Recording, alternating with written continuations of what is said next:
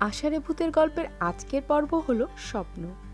অন্যদিন কিম্ভূত ঘুরে ঘুরে এসে গাছে উঠতে উঠতে বলে, ভূতি শিগগির খেতে দে কিছু, পেট চুই চুই করছে। সেদিন কিন্তু তার ব্যতিক্রম ঘটল। সে তো খেতে চাইলই না, উপরন্তু পরমানন্দে গাছের ডালে ধরে ডিগবাজি খেতে লাগলো। ভূতি মগ ডালে বসে ঝিমাচ্ছিল। হাতের কাজকর্ম তার অনেক আগেই সারা হয়ে গিয়েছে।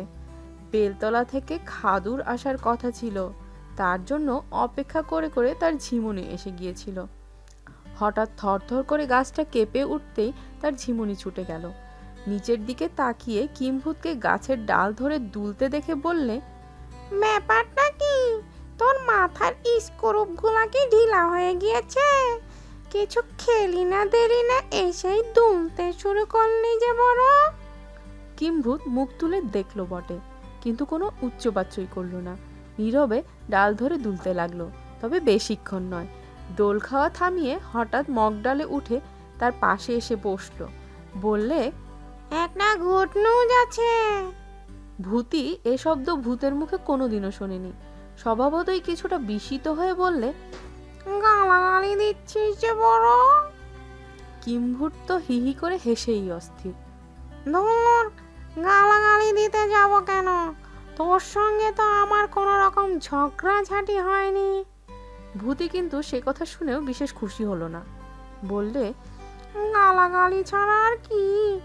এ কথা তো তোর মুখে আগে কখনো শুনিনি।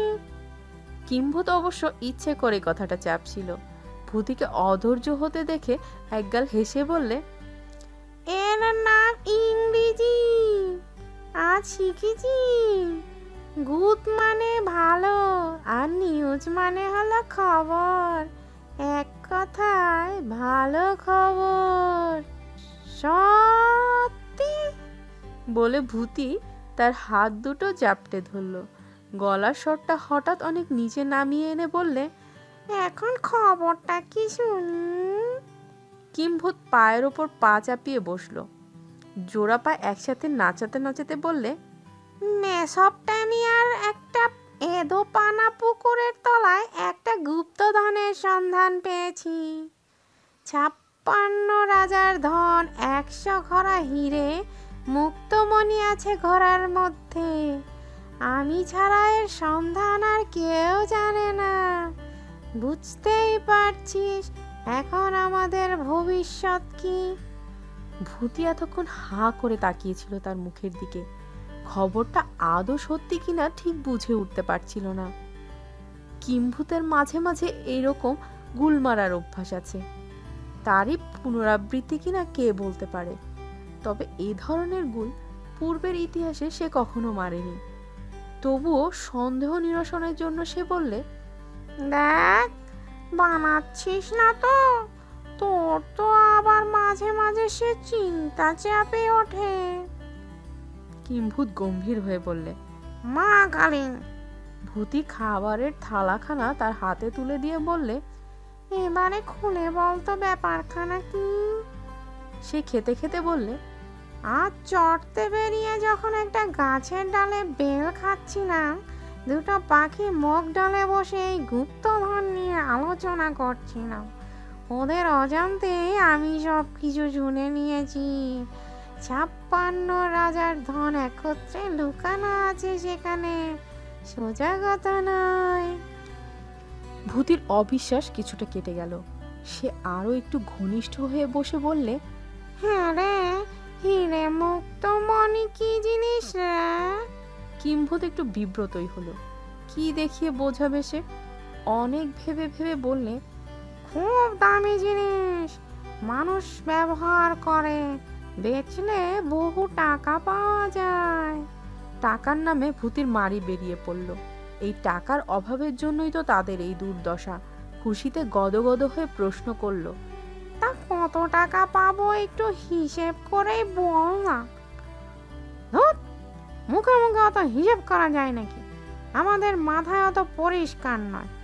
তার মুখের কথা শেষ হওয়া মাত্রই ভূতি লম্বা লম্বা পা ফেলে দৌড় দিল। কোত্থেকে একটা ভাঙা কলসি আর কাঠ কয়লার টুকরো এনে কিম্ভূতের হাতে দিয়ে বললে, নে হিসাব কর। কিম্ভূতের ইচ্ছা না থাকলেও হিসাব নিকাশ করতে বসলো। বেশ কিছু গোল্লা কেটে গম্ভীর হয়ে বললে, তা ৭৫ কোটি টাকা আর খুচরো 10 পয়সার মতো পাবো। সত্যি?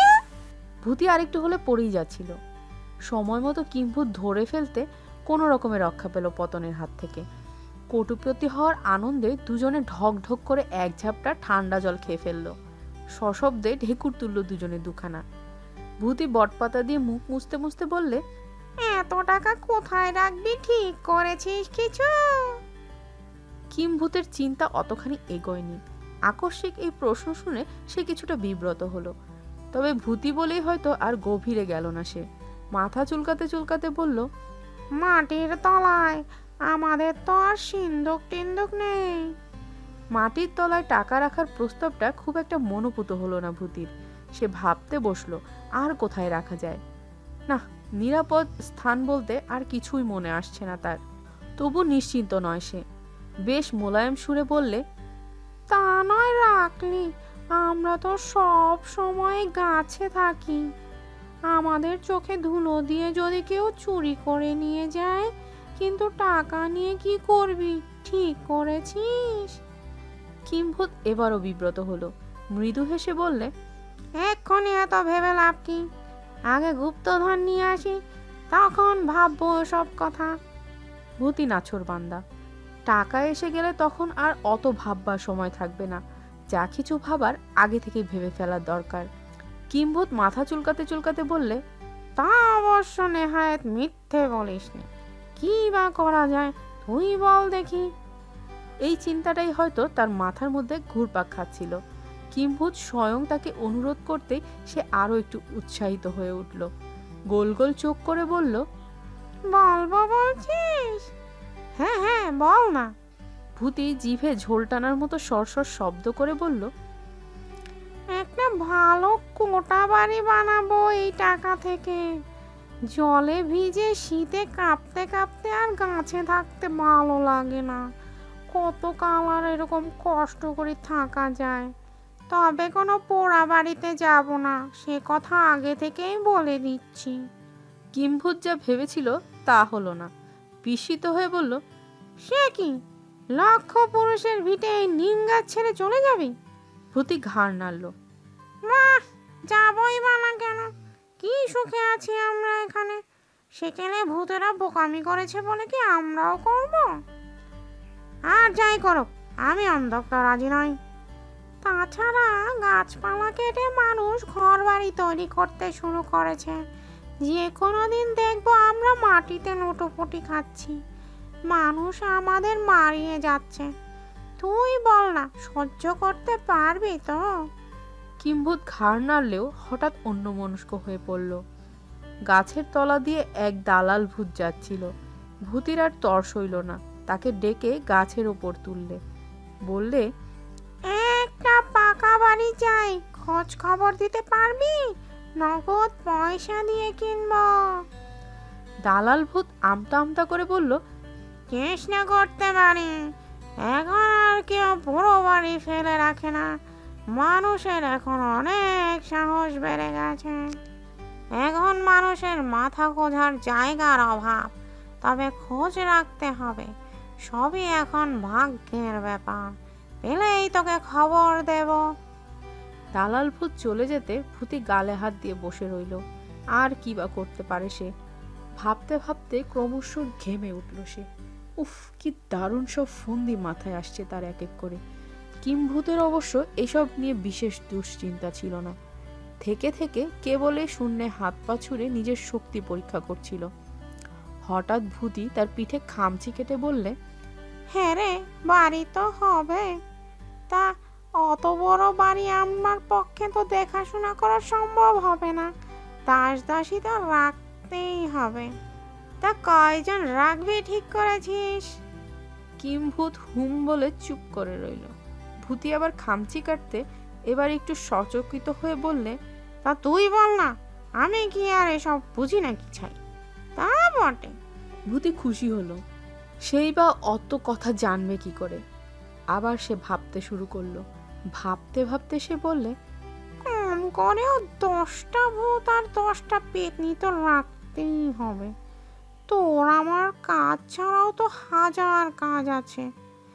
এবার কিন্তু কিম্ভূত আর নীরব রইল না, বেশ একটু উত্তেজিত হয়ে উঠে বলল, 20 জন রাখার দরকার কি? 10 জনই যথেষ্ট। 5 জন হলেই চলবে। ভূতই ঘাড় নাড়ল। না না, তা হয়? নোংরা বাড়িতে আমি থাকতে পারবো না। তার চেয়ে এই নিম গাছই ভালো। আমি গাছেই থাকবো। কিম্ভূত বললে, তা হয় না। আমি গোটা বাড়িতে থাকবো আর তুই গাছে থাকবি, তা কখনো হয় নাকি? তোকেও এই বাড়িতেই থাকতে হবে। ভূতি বললে, হুম, তা কেন? গাছেই থাকবো আমরা। দুর্যোগের রাতে বাড়িতে গিয়ে থাকবো। না না, তা হয় না। গাছ ছেড়ে চলে গেলে গাছ বেদখল হয়ে যাবে।